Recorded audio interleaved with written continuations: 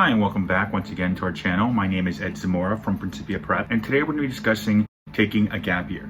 But before we start, if you're looking for more content on the college process, please leave us a comment below on the page letting us know what kind of videos you're looking for. And please also hit the subscription button to get notifications of new videos are coming out, as well as if you wouldn't mind leaving us a comment below as well as a like. It does help our channel and does provide us with additional assistance to keep providing more content. That being said, today we're going to discuss what a gap year is, gap year options and resources, as well as re-entering the admissions process after this is all done as far as a deferment. Let's first begin by saying the process of a gap year has actually been around for close to 60 years now. At first, the primary purpose of the gap year was for countries to exchange cultural ideas and help provide young people with a global experience. Now, while the big component of a gap year typically is traveling, this is not the only thing available for you to do.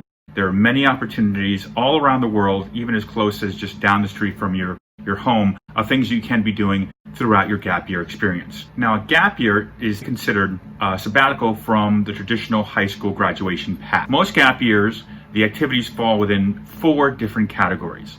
The first being the career exploration. It's typically an internship, learning a trade, shadowing a professional, usually a doctor, a nurse, an architect, these kind of things, maybe an engineer, kind of seeing what their job is all about. Also, it's common in sports. And what I mean by sports, I mean specifically hockey and baseball. A lot of these athletes, typically if they're being recruited at a high level, usually take a year or so off as far as a gap year. In some cases to go to the minors, in other cases to kind of build up or increase in age for the specific sport. It's also been used on the career exploration portion of it for acting, dancing, music, a lot of the arts, this kind of stuff. So service and volunteering are also a big one we'll talk about here today. It could be local or anywhere around the world, really.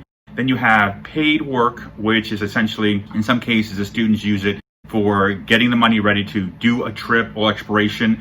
In other cases, they utilize the paid gap year process and resources available for housing, room and board, food, this kind of scenario.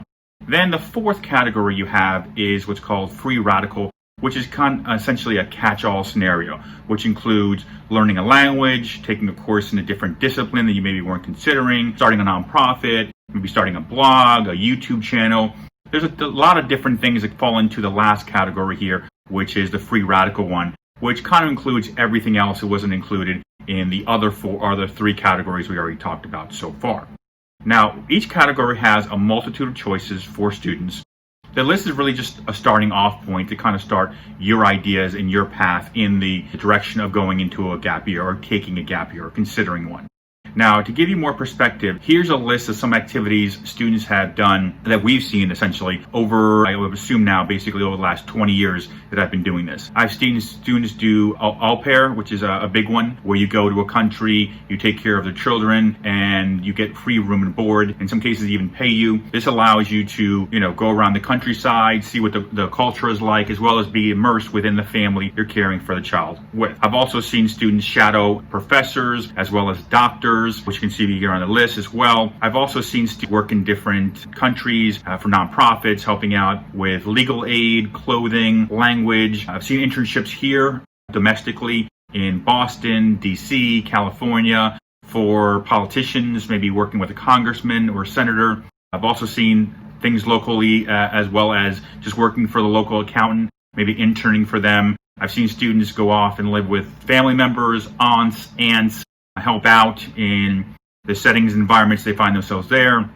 Habitat for Humanity is a big one as well when it comes to this. I've seen students also do obviously the road trips where they go cross country. One that I liked a lot was a student actually did an internship for a local theater. I liked it because it helped build their career path, what they were considering doing, which was basically acting. I've also seen students do things locally, start a YouTube channel, start a blog. So it's really, there is no one fits all scenario. It's really just your limitation is your imagination within this whole process.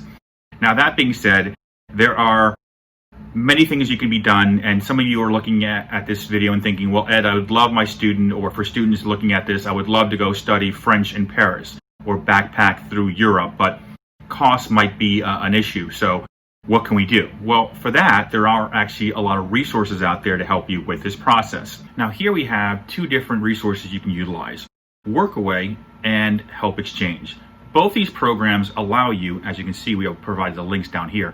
Both these websites provide you with the opportunity to work your way through your gap year. Now, this could be anything from helping out on a farm. This could be as well as just babysitting, assisting in a store, assisting in a classroom. You'd be surprised how many different processes, how many different options are available through both these websites. These programs are all over the world as far as where you can go.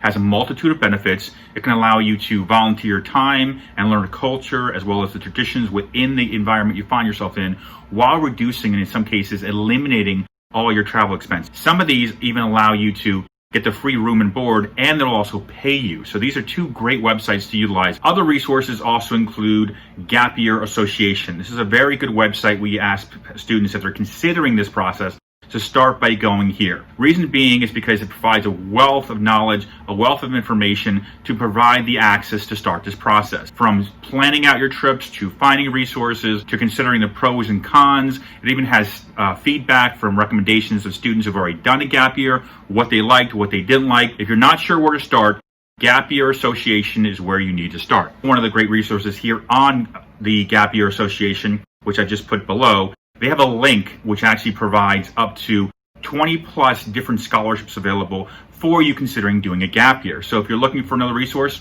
here's another one.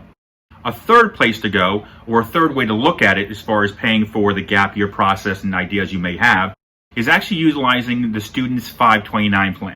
Now, of course, check with your advisor to see what's available, what's not available, and what can be done. But we have seen students use their college savings accounts as a way to fund the gap year. This also provides an additional resource that you may not have thought about to start the process.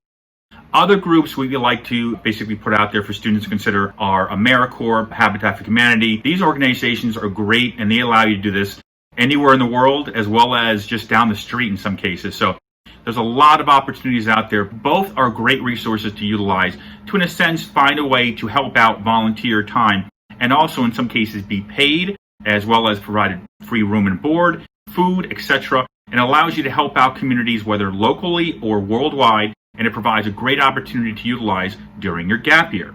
Now, another resource I would look at, and these are the ones you can find on the Gap Year Association page as far as their resources or different groups they like to, promote and talk about. One of the ones we like a lot is Riley International. It's a sustainable development charity which works out of Costa Rica, Ghana, Chile, Fiji. Got a lot of great opportunities to help out. They usually work in remote areas to improve and access to safe water and sustainability. This is a great organization if you're looking for maybe a green movement type scenario. A second group that we like is called The Leap. Also, you can find information here about this one.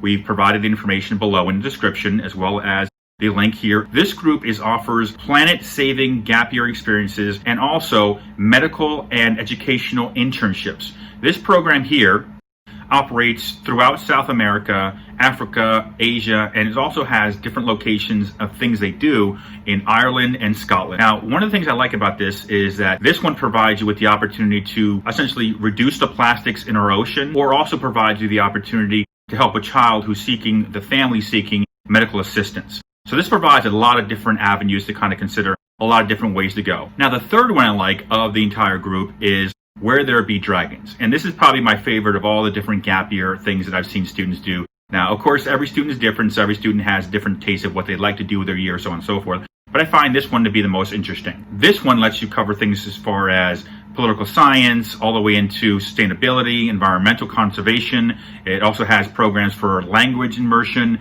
It does offer so many different programs. And one of the things I like about it is some of the programs that this group specifically offers you the opportunity to gain college credit. So while you're on your gap year, you're establishing the college credit, so you're kind of keeping pace with your peers as far as them being in college as well. It does have a cost associated to it, so it is a little bit more expensive than the other groups, but they do have financial aid available. And financial aid available from anywhere from a 20% reduction all the way up to, I've seen students get 80% reduction based on financial aid assistance from this group. Now let's talk about the elephant in the room. As far as your student going off and we've already been accepted to the college, and should we defer, should we not defer, or for juniors and below they're considering the gap year, things that you should throughout this process. Well, let's first begin by saying the first thing you need to do is contact the admissions office and ask them, what is their deferment policy? You want to ask them, if I consider taking a year off or if I consider taking a semester off, Will my spot still be there if I take the fall off and come back in the spring? Or if I consider taking the entire year off, what's the situation as far as me coming back to the college, whether I do a deferment or I don't do a deferment, or if I need to do reapplying to the college? How does this work? What are the steps I need to take as a student? You want to make sure if you plan to go back to the college that your spot is still there, as well as your financial aid remains in place. And if there are going to be changes or things that need to be done as far as paperwork, what are those steps that we need to take? So then you know you're in the right standings with the university. Now, the second question I get a lot based on students considering a gap year is, will we fall behind? Now, as you can see here from the slide that I put up on the screen, this is actually a slide we use at the presentations for the programs I do for the 80 or so high schools I work with every year, explaining the admissions and financial aid process. What you'll see here, most of the time, about 80% of the time, students are going to take longer than 4 years to graduate. Typically, only 20% of students heading off to a public university or college will graduate in a 4-year time frame. Now, to the private schools, you can see here, about 50% of the time for students that head to a private university or college, these students 50% of the time graduate within that 4-year time frame, which means half, another 50% of students, take 5 years or longer to graduate from college. So the reality is, if your student does take 5 years to graduate college, with 1 year being a gap year, you're not in the minority. You're actually in, unfortunately, what's becoming the majority of students nowadays taking longer than 4 years to graduate. Even if you do a gap year for 6 months or a year, there are ways to graduate within 4 years. Those ways involve either taking a program up that provides you college credit. An additional way of looking at it is, if you take college credits in the winter term or in the summer, you can also catch up very quickly. And if you are considering doing that, I would consider doing it through the community college process, because at most public and private colleges, the average cost for a class ranges anywhere from $3,000 to $5,000 just for one course. At the community college, you're looking at costs are typically anywhere from 5 to 10 times cheaper on a per class basis than the public and private universities. So if you're considering doing a course, I would consider using the county college as a direction to go in, or the community college, wherever you may be. That being said, first check with the admissions office that these college credits will count, so you're not essentially wasting your time or wasting your money. The admissions office will essentially sign off saying, yes, we'll allow you to take these courses, or no, we won't allow you to take these courses. But it's better to know if they're going to say yes or no before you start spending any money. So is the gap year right for you? Is this the right idea for our student? Or for students watching, is it the right idea for yourself? Well, the way I would approach the question is, does this add value? Now, for each person, that's a question that you have to ask yourself. For the way I look at it is this. For me, a gap year should be more than just a talking point on your resume. It should provide some kind of context or purpose to your life. Now, that could be 1,000 miles away from your house, or that could be down the street. It all depends on what you want to do.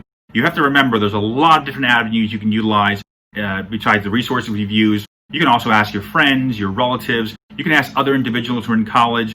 There's even a group forum that you can find on the Gap Year Association website, both once again down here in the video as well as in our description. Now, I've been in the world of college for over 20 years now.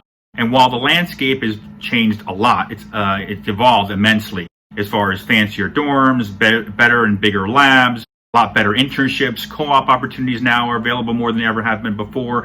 You also have campuses now that have spas, Starbucks, all kinds of stuff is available to students nowadays that was not available 20 plus years ago when I went to college. Now, the way I look at it is this.